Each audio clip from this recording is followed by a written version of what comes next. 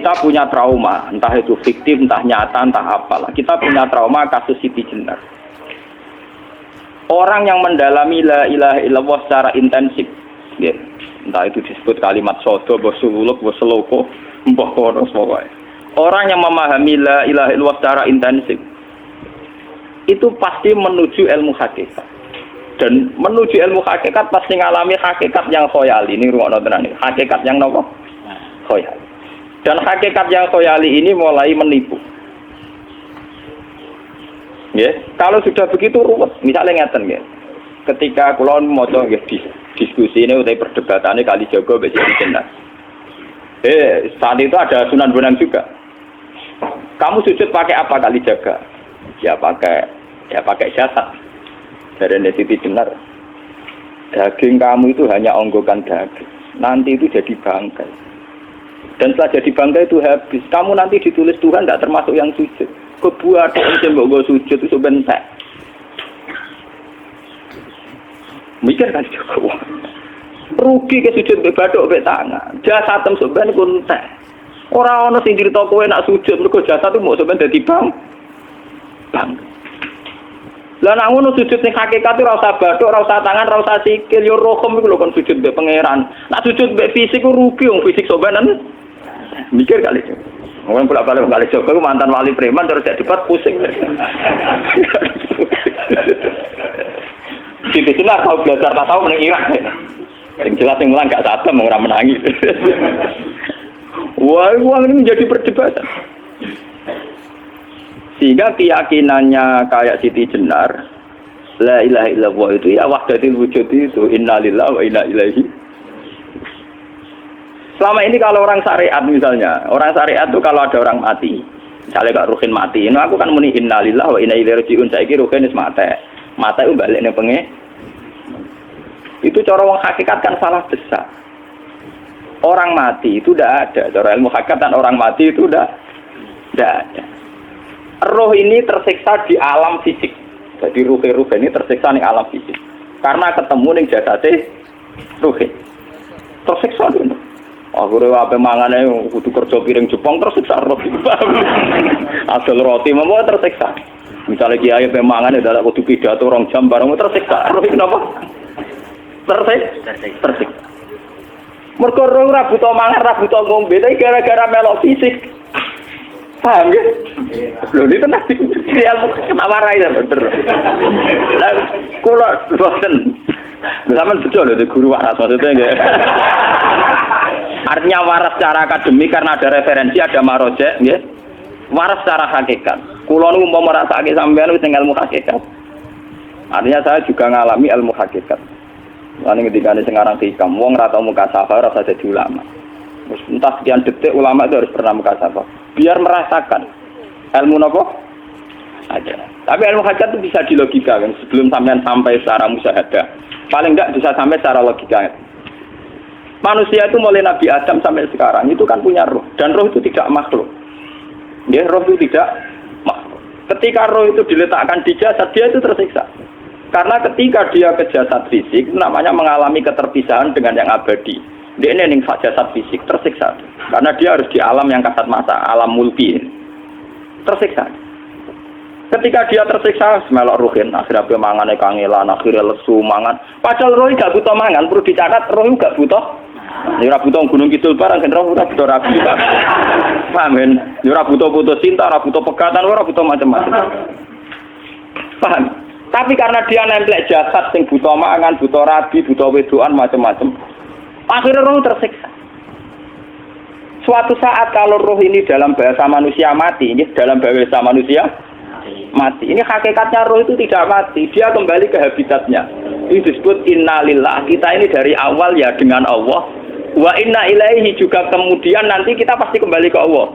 Dan itu diyakini betul oleh orang wahdatul wujud. Jadi kalau roh mati itu ya tidak ada mati. Roh sekarang itu kembali karena sudah lama mengalami keterpisahan mergo melok fisik-fisik dari ono kerja dasinan, ono nggo proposal lan ruwet to roh ku melok. Paham itu? Kita di roh ku napa melok ruwet. Lah roh ya tersiksa ngaku ora butuh mangan, ora butuh proposal bocah ngalor. Itu tersiksa.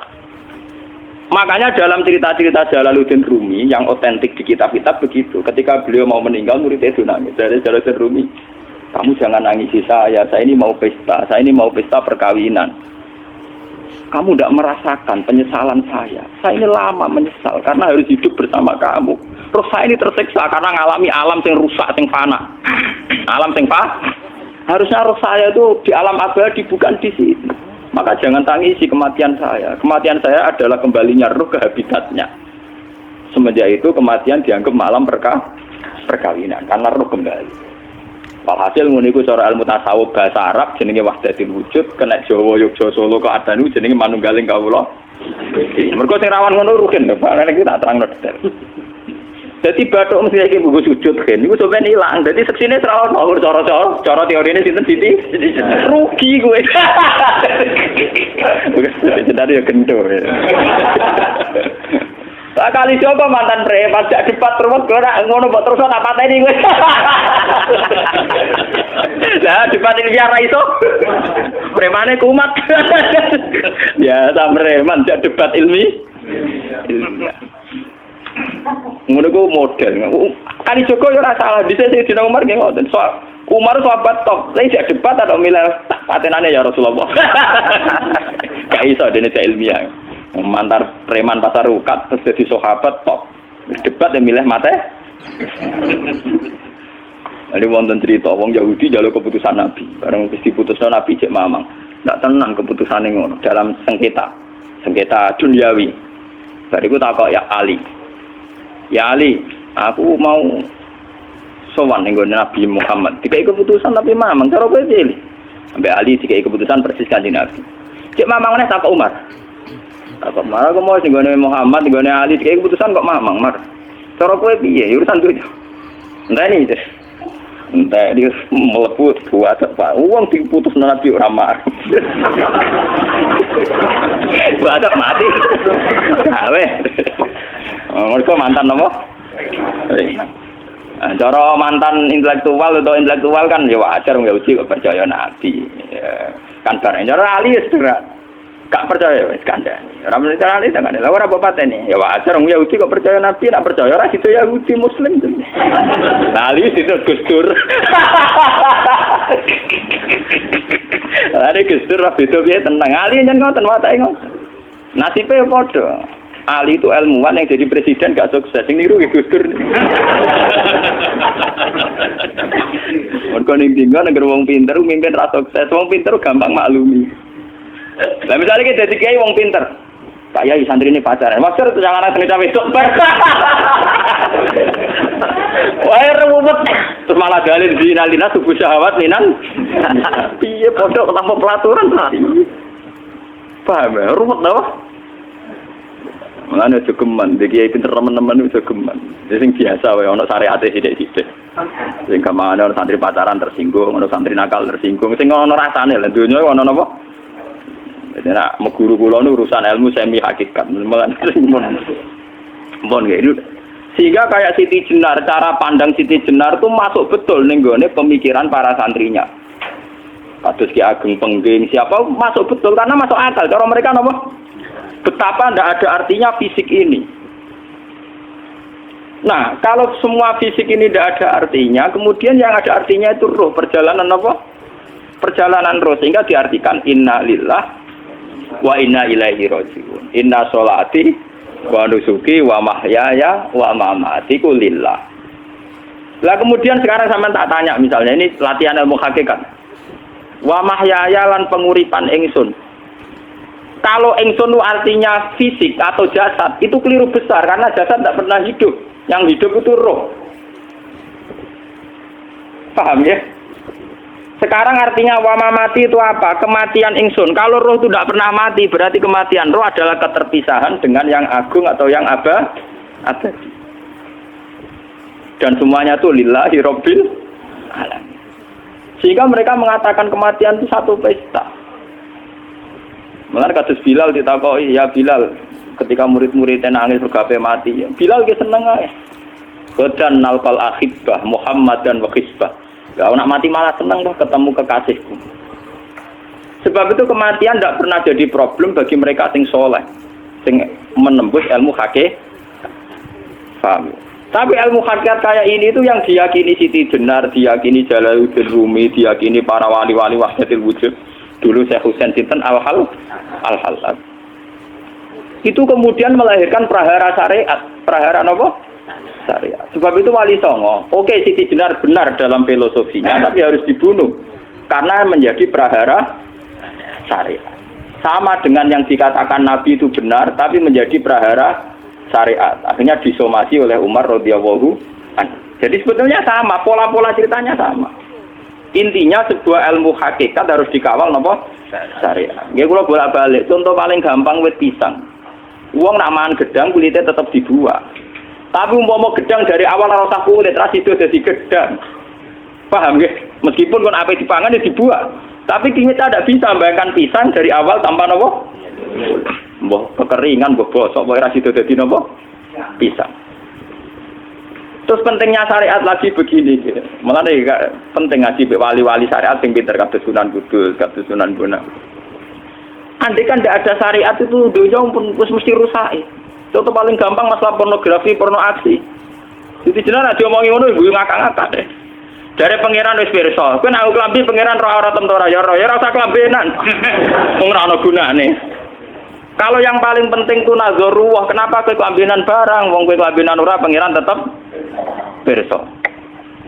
Nyatane si jenar nak mulang nggih coba klambenan lah intine napa? Dinya ada nabi Sunan Bonang. Nah, kowe percaya kabeh nazarullah ora usah napa? Klambenan.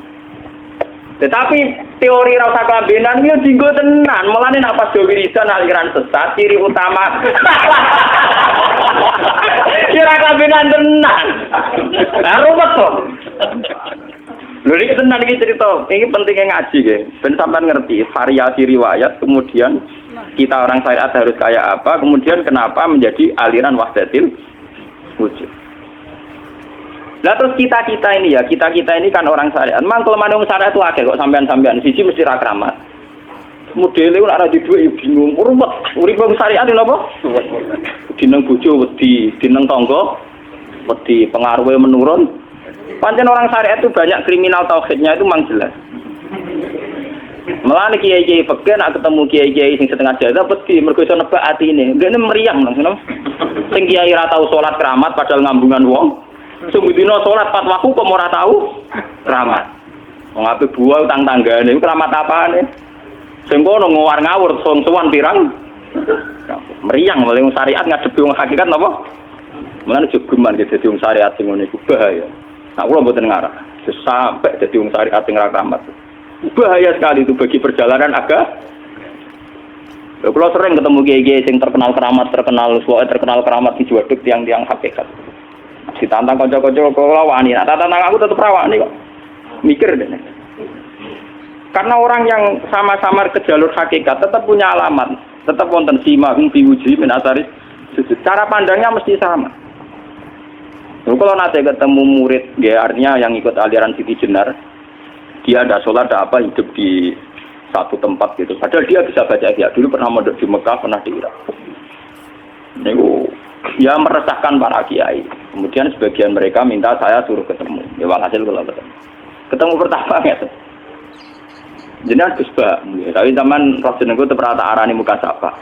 Nggih biasa mawon. Kula ora usah kenal jenengan nggih kenal. Dadi kula nggih biasa mawon. Lah niku pernah ngajar-ajaran. Saya Gus ning donya tak enteni mau turu-turu ngenteni mati ngono Gus kok repot. Ijaban kula terus ya. Sampai dari wong hakikat wong ngenteni mati barang. Ya mati yo saiki iku. Ora ngenteni saiki padha-padha wis napa? Wis mati. Ya saiki wis padha-padha wis urip. Wis padha kabeh. Nah cara ilmu hakikat itu kan terus sama semua. Napa? Sama semua. Tadi makanya itu tadi. Kalau baleni malih logika hakikat itu begitu ya. Roh itu ditiupkan oleh Tuhan ke kita. Kemudian roh karena ikut alam fisik, alam jasad, roh ngalami yang kita alami. Nggih. Ketika roh ngalami yang kita alami, dia tersiksa. Nah, ketika roh sudah terpisah dari jasad yang mengekang, yang memenjara ini, dia senang terus kembali ke Tuhan. Ini disebut inna lillahi wa inna ilaihi. Nah, jasad ini kemudian menurut ilmu hakikat nggak ada gunanya sama sekali total. hilang di telan tanah. Lah kalau begitu jasad iki nak mbok agul-agulan, Gusti bathuk kula tak nggo sujud tangan kula ndi buktine tangan wis ora ana. Bathuk wis ora. Mulane dari Siti Jenar, hanya wali bodoh kayak kalian yang punya ajaran bodoh begitu. Malah rasupan terus. Mulane Sunan Kalijaga semangat kon mateni mergo tambah omongane glodro ndi. Tapi yang enggak disadari Siti Jenar yaitu tadi. Inti dari ilmu hakikat itu kan tunduk sama kersane Tuhan. Kalau sudah tunduk pada kersane Tuhan, kalau kersane Tuhan roh kita harus di jasad. Dan wujud jasad kita ini juga karena kehendak Tuhan. Kenapa yang wujudnya jasad yang karena kehendak Tuhan engkau ingkari? Sementara wujudnya roh tidak kamu ingkari. Toh wujudnya jasad ya bi iradatillah wa bi masyiatillah. Wujudnya roh ya bi wujudit bi masyiatillah wa ira. Harusnya fungsi jasad juga harus kamu akui toh Siti Jenar. Wong sekarang kita punya jasad ya bukan karena kita, karena kehendak Allah. Kenapa kamu ingkari? Berarti kamu mengingkari kehendak meneng Siti Jenar.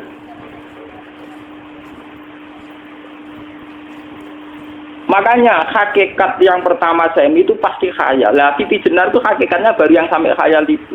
Jika dia tersesat. Sebetulnya kalau sudah hakikat beneran itu tidak perlu khayal begitu. Artinya tidak perlu khayal jasad kita yang senajan ora ana gunane ini. Tetap piye wae wujudnya karena kehendak Allah. Juga kita harus terima. Apapun kekurangannya, apapun kenaifannya, ironisnya harus kita terima. Ini sebagai bentuk penerimaan kita pada masyiatil. Begitu juga keadaan roh kita sebagai penerimaan atas masyiatil. Meskipun ada teori-teori roh yang lebih valid. Lebih valid misalnya begini. Kanjeng Nabi itu suatu saat ininya terputus karena perang Uhud. Itu Kanjeng Nabi dolanan drijine ini. Napa cara niki napa jari jemarine Nabi putus. Iki dolanan. Jadi Nabi sendiri kadang sering ngajarkan ilmu hakikat. Hal lagi illa usbun udmiyat wa fi sabilillahi ma lafitu. Kowe ora trimo fisik, bentuk fisik jari jemari sing ditebir berdarah. Tapi nak kowe wis fisabilillah ayo wis balik ning habitatem. Sehingga kenapa para sahabat itu ketika dicincang, ketika putus tangannya, putus kakinya, sahabat yang usul ke ilmu hakikat itu malah senang. Karena jasad kita ini kan ila sabilillah menuju jalan Tuhan. Sekali dia sudah terluka fisabilillah itu sudah menemukan formatnya. Cara teori Cina sudah menemukan formasinya. Paham gitu? Ora kok malah ngeluh itu berarti goblok kok ngeluh paham no? Paham kenapa? Jadi, makanya Nabi ngertikan ya itu sudah ketemu formatnya. Ketika rohnya para syuhada nanti kembali ke Tuhan, ya ketemu formatnya lagi. Itu disebut wala taqulu lima yuqtalu fi sabilillahi amma. Dia tidak mati sesuai formasi awal, yaitu roh kembali ke Tuhan dan jasad ikut mengawal. Nah itu Nabi kadang ya pakai ilmu hakikat begitu. Mulane kula bolak-balik matur, kula niku nggih mulai umur 20 tahun napa pinten. Kula asline nggih gadah penyakit dan ekstrim penyakit saya. Sampai saat ini kalau nak ngobatno ndak lebih 50%, karena saya tetap berpikir. Misalnya cara syariat kan berubah, tapi cara hakikat apa betul keberadaan saya di alam ini penting. Sehingga aku kepengen urip tak bela-belani ngantekan ratusan juta. Jangan-jangan penting mati ku timbang uripku. Lah nak ngono lha apa tak bela-belani? Entek ratusan juta. Jadi misalnya kita berobat ya mau ya dari nabi kan berobat ya berobat. Pokoknya kita Islam masih mau gerutu kadang orang paham. Sekali kamu mengamati dengan sisi hakikat, coba sekarang sampean pikir, coba sekarang nggak pakai logika hakikat, pakai logika syariat saja. Saya ini misalnya asetnya 10 juta, misalnya, saya punya aset 10 juta.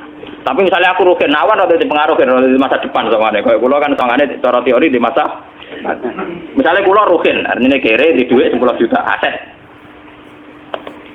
Tujuan saya sembuh kan supaya aku iso sembuh sehat, engkau iso kerja untuk anak. Tapi karena saya sakit nanti operasi tidak 10 juta. Operasi tidak 10 juta. Wong aku repera mesti iso marisi anak. Apa mana nak duit 10 juta, tak ada gue berobat, malah jelas ra iso marisi. Lah nak ngono penting matiku ya dibanding 10 juta. Karwan iso diwaris langsung. Sementara anak aku mari dibiayai 10 juta, rong mesti mari 10 juta mesti entek. Artinya tidak ada jaminan kalau berobat itu secara visi ke depan lebih baik. Soalnya malah ngentekno donya nggak jelas akibat positifnya. Misalnya tetap lumpuh, duit teori loh. Bahwa artinya apa? Teori hakikat tetap lebih benar bahwa hidup itu tidak ada artinya. Semua itu tidak ada artinya. Berobat apa nggak berobat semuanya tidak ada arti. Teori loh gini. Sehingga kalau kita tengah-tengah aja tengah-tengah. Kasus kula misalnya loro nggih berobat. Gusti separuh kalau ngelakoni syariat, tapi sebagai kalau ulama kekeh, separuh kalau lakoni apa? Jadi kalau tetap buatan ngarah obat 100%. Tapi orang ngarah berobat, orang kalau tiang apa? Syariat. Tapi memang faktanya itu begitu. Cara kanjeng Nabi kadang kanjeng Nabi berobat. Kadang kanjeng Nabi wis nikine tercincang digeguyon. Wah lagi illa usbuun udwiyat ora kok driji sing gak melok-melok. Nah, bukti bahwa jasadnya begitu tidak penting. Kayak Sayyid Hamzah. Menurut Sayyid Hamzah nganggep wahyu bentone ra karuan. Kalau teori Siti Jenar itu benar, teori Jalaluddin Rumi benar teorinya lho, ora kok ra salate lho, maksudnya kok nganut ra salate. Benar cara analisis roh. Ketika Sayyid Hamzah dinyatakan mati oleh manusia, oleh hukum manusia dinyatakan mati karena dia sudah tidak bergerak. Dalam teori hakikat kan rohnya Sayyid Hamzah sudah fi khawasili tuyurin khudrin. Rohnya sudah diambil Tuhan, tidak mati. Paham ya? Ketika rohnya Sayyid Hamzah sudah diambil, jasad ini sudah tidak punya rasa. Sekarang secara syariat kasat mata kita tahu, wong jasad nak diinfus, di sayat-sayat dioperasi ora kroso. Apa meneh saiki ruhe wis bisa. Lah ya jasad itu cek gampange, dioperasi dibius saja terus tidak kerasa. Apalagi rohnya sudah diambil. Lah saiki bayangkan, ketika Sayyid Hamzah itu sudah di atas, niku kira-kira delok wahsi ra wong bentuk. Lho wong kok baca igabus. Ketika jasad benar-benar tidak penting, kemudian jasadnya Sayyid Hamzah kan dicincang oleh wahsi. Ketika rohnya sudah diambil kan Hamzah tidak merasakan. Berarti Sayyid Hamzah guyu-guyu wahsi cek bentuk nih gabus dicincang. Paham ya? Lho niki tenan.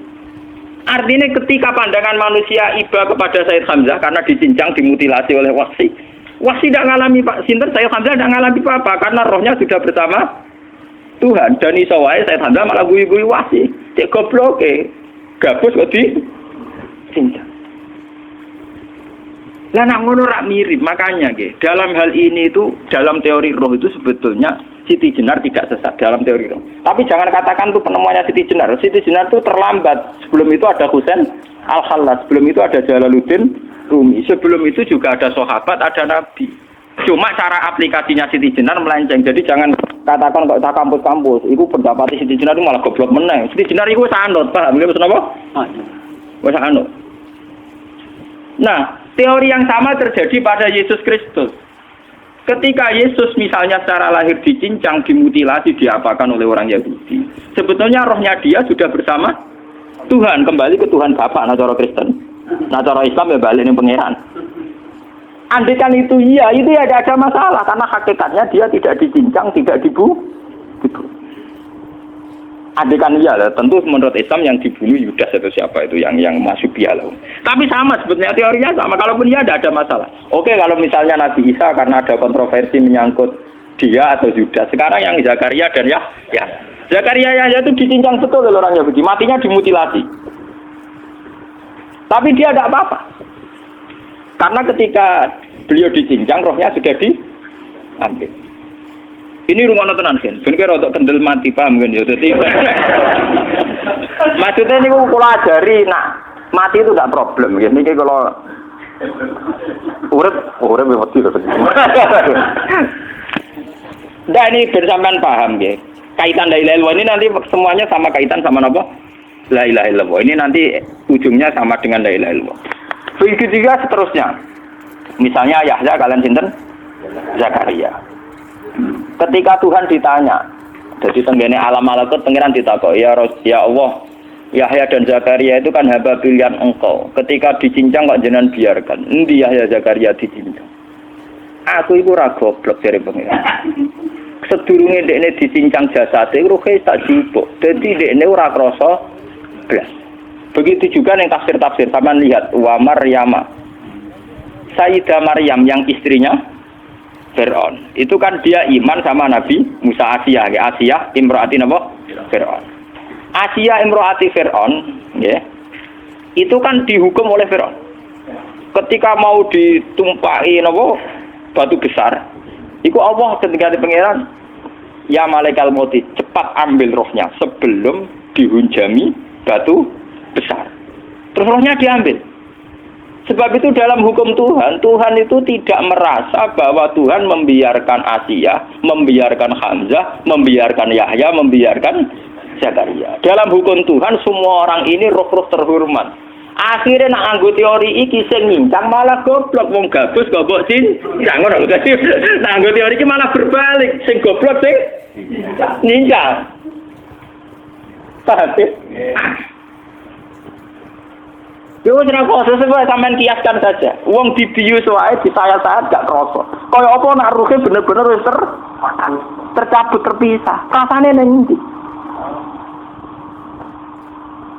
Iku sing disebut wala taqulu limayuk talu fi sabilillah napa? Lah kemudian roh ini kemana?